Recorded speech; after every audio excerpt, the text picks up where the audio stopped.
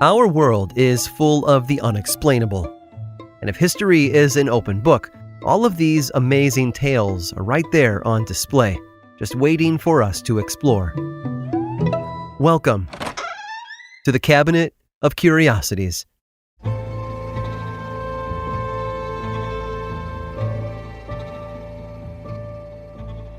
The human body is not meant to handle the extreme cold. Scores of aspiring hikers have perished trying to scale the deadly Mount Everest. 1,500 souls were lost when the Titanic sank in 1912, many of whom froze to death in the frigid North Atlantic. When our internal body temperature drops below 95 degrees, hypothermia begins to set in. Our breathing slows down. Our pulse weakens. Our brain starts to lose function and words become slurred while our motor control falters. You don't want to get caught in the cold, especially with no warmth or shelter nearby. Aside from hypothermia, frostbite can claim fingers, toes, and entire limbs without proper treatment. Folks in places like Minnesota know all about handling harsh winters and sub-zero temperatures. If only they'd been nearby when Jean Hilliard needed them. It was a winter's night in 1980 when Jean lost control of her car and ended up in a ditch. The snow and ice prevented her from getting the car back on the road. The temperature had reached minus 22 and the area was pretty rural. She caught sight of a farmhouse not far from her position and decided to trudge through the snow toward it. They'd have a phone and she could call someone to come pick her up. Except once she got there, she learned it was empty. She tried the next door neighbor's house. Same result, nobody was home. Being farm country in Minnesota, neighbors weren't easy to come by, and there wasn't another house anywhere in the area. But Jean remembered one about 2 miles back. With no other options than to freeze in her car until daybreak, she started walking the way she'd come. The next day, the owner of the house, Wally Nelson, stepped outside and noticed something in the snow. It was big, and it wasn't moving, so he inched toward it for a closer look. It was a girl. Jean, in fact. She'd collapsed 15 feet away from Wally's front door. Her body had frozen solid, and her skin had been hardened by the cold. It was clear she had died overnight, but Wally was at a loss for what to do about her. He could call the authorities, but they wouldn't be able to get to him for some time, and he couldn't just leave her in the snow. And then he heard something. Faint, like a whisper. Jean moaned at his feet. He carried her to his car and placed her in the back seat while he turned on the heat. He drove her to the nearest hospital, hoping doctors might be able to save her. Her joints refused to bend.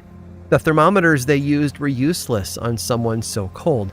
They couldn't remove her boots either, as her feet had frozen into the shape of their insides, and her pulse was practically non-existent at 12 beats per minute. By all measures, Jean was essentially dead and not expected to survive the next 24 hours. The doctor on duty, Dr. George Sather, heard the same faint moan as Wally, and he knew he couldn't just let her go. He wrapped her in an electric blanket and gave her oxygen. 2 hours later, her temperature had returned to 98 degrees. She burst back to life with a seizure before calming down and getting her bearings. Despite her brief confusion as to what had happened to her, Jean was fine. Her brain was still fully functional, and she didn't require physical therapy once she got back on her feet. In fact, doctors thought that even if she did survive, they'd have to amputate her legs from severe frostbite that they'd sustained. But that wasn't the case. The frostbite started to fade away, and her skin slowly returned to normal. It was a miracle, they thought, until tests came back. They revealed the simple explanation as to why Jean had survived overnight. It wasn't because Wally had found her in time, nor had there been any divine intervention. She merely had a few drinks in her system when her car broke down. The alcohol had prevented her organs from freezing, meaning her skin had taken the brunt of the cold.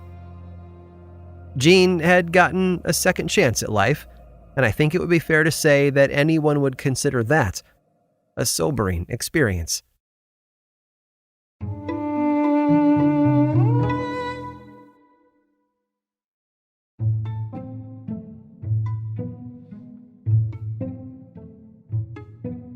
History is a record, It tells future generations where we came from and how we got to where we are today. History is chock full of failures, successes, and everything in between. It is a journey of cultures, yet many cultures have been lost to time, to invaders, to fire and floods, and we have no way of learning about them aside from the few clues that remain. The ancient Egyptians left behind pyramids, temples, and tombs, with the story of their people illustrated on their walls. We have statues and writings from the ancient Greeks to shed light on their way of life and how they contributed to the world at large. And then there's ancient Sumer, the basis for modern civilization as we know it today. The Sumerians originally settled in Mesopotamia, a region in southern Iraq, about 4000 BC. They made great advances in agriculture, technology, and most importantly, language. Sumerian was the primary tongue in Mesopotamia for over 1,000 years before other languages started to take hold. Cuneiform, their written language, lasted for 2,000 years longer. It was comprised of triangular-shaped markings etched into clay tablets. It was used for all sorts of communications. A message from King Xerxes was uncovered in Turkey, etched into the side of a mountain. It described the great deeds accomplished by his family in the region. Cuneiform tablets have been found all across the Middle East, but one has perplexed historians for decades. It was a German-American man named Hermann Hilprecht who first discovered it at the beginning of the 20th century. Known as the Sumerian King List, it details the names of ancient rulers across the region and the lengths of their reign. There are a few things surprising about it, though. First, there are several versions of the text known to exist. At least 18 stone tablets have been found.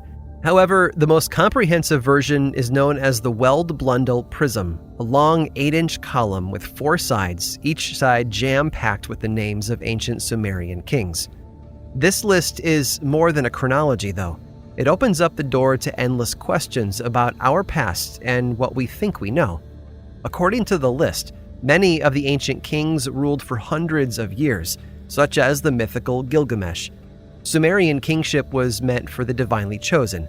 According to one translation, one king ruled for 28,800 years, immediately followed by another king who reigned for 36,000 years. That's 2 kings who ruled for a combined 65,000 years. In fact, over the course of more than 241,000 years, only 8 kings ruled Sumer, a staggering number, even when those reigns are broken down into more realistic ranges using a variety of formulas and mathematical computations. Those realistic ranges number in the tens of hundreds of years, which are still well outside our modern expectations. People just don't live that long, and so historians have been left with a puzzle to solve. Did the ancient Sumerian kings actually reign for thousands of years? Or are we missing a piece that unlocks the true meaning of these numbers? Perhaps more information could be gleaned from other lists we haven't found yet. That is, if they exist. Until then, we'll have to keep looking. Although rare, new stone tablets show up from time to time, but it's hard to predict how helpful they'll be. Some allow us to connect one more dot, while others just make the mystery a little more foggy. In the end, our best chance is to keep looking, keep thinking, and keep putting the pieces together.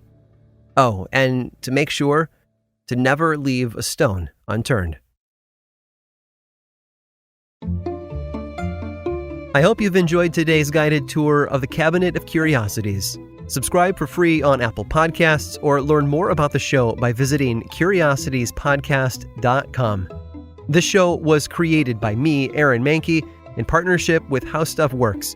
I make another award-winning show called Lore, which is a podcast, book series, and television show, and you can learn all about it over at theworldoflore.com.